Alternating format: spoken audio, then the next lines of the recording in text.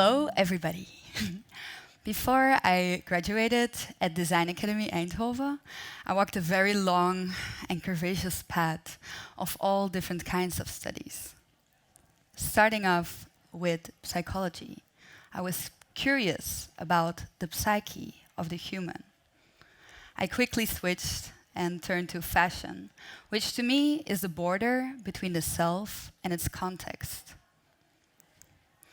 Thirdly, I studied fine art, which is the cultural landscape of all different kinds of expressions. I made a very weird turn and studied tourism, which is to me actually the global connection and relationship between all different kinds of cultures.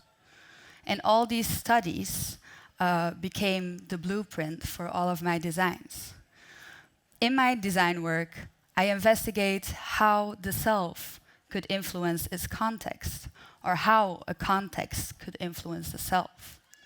And all these layers in between. Where does the self start? Where does it end? Where does your context start? And where does it end? How do we define these borders?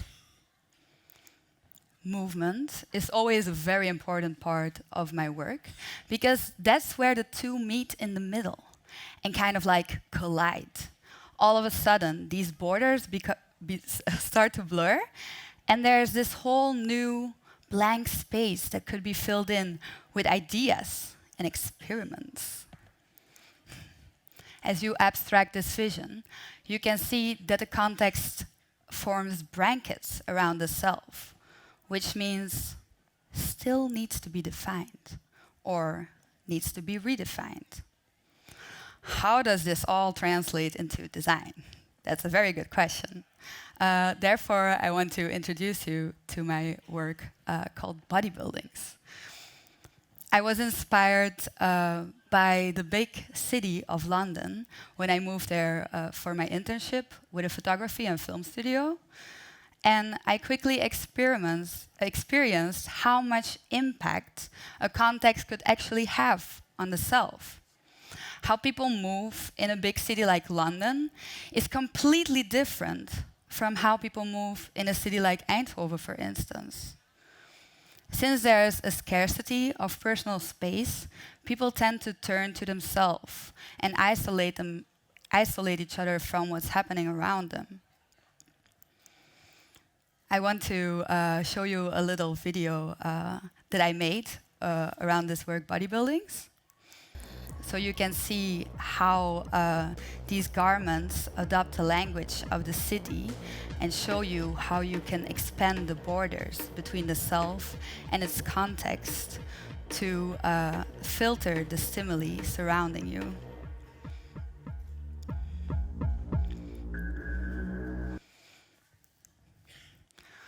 So for this project, I literally adopted all these hard structures and grids from the city and translate them into soft textiles.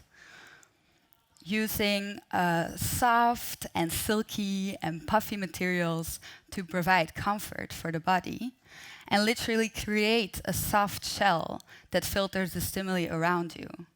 I used monochromatic colors to merge all these elements together into one bodybuilding. I also want to tell you a little bit how I made the movie, because that was actually really cool to do.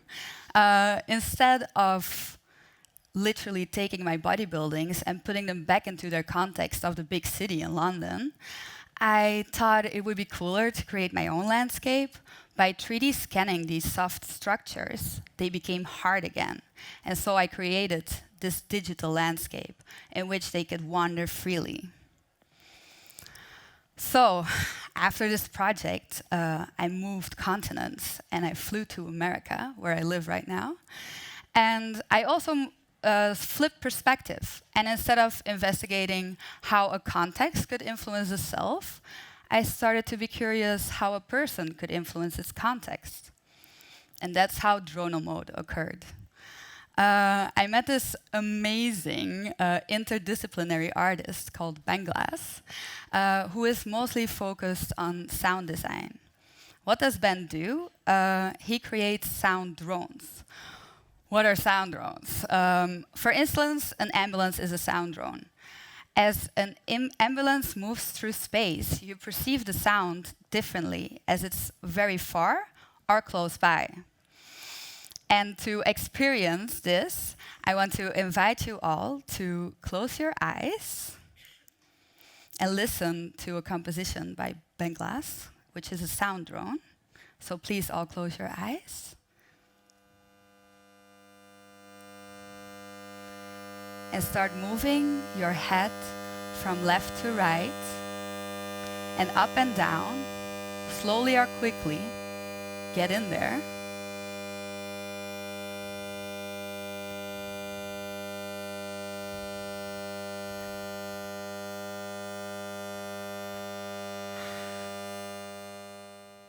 All right, that was very beautiful to watch. Thank you all very much.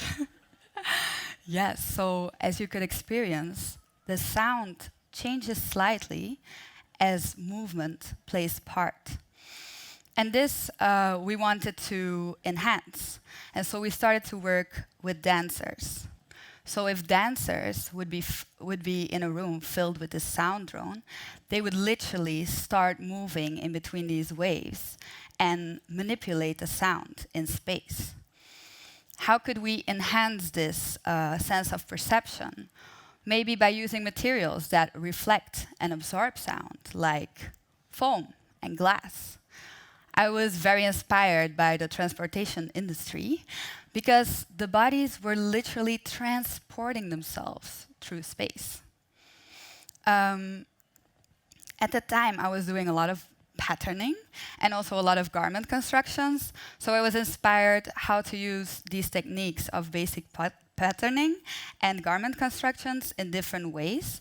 And so the material actually decides the shape of the sound suits that I made. As you can see here, the plexiglass sound suit has a very rigid shape, which then also defines how this dancer moves through space. The sound suit that is made out of foam is very flexible, and this one absorbs the sound as this dancer moves through space. And to end this presentation, I want to show you a little clip about to show you how that would look like.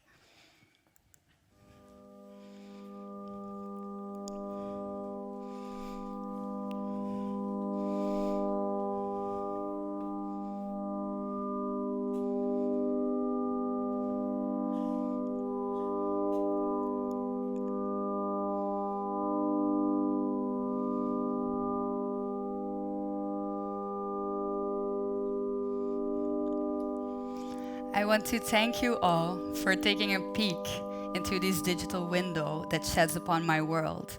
But I also want to invite you to continue this conversation on how we can keep experimenting and filling in the blank spaces between the self and its context. So please come find me after the conversation, after this presentation, and we'll have a chat. Thank you very much.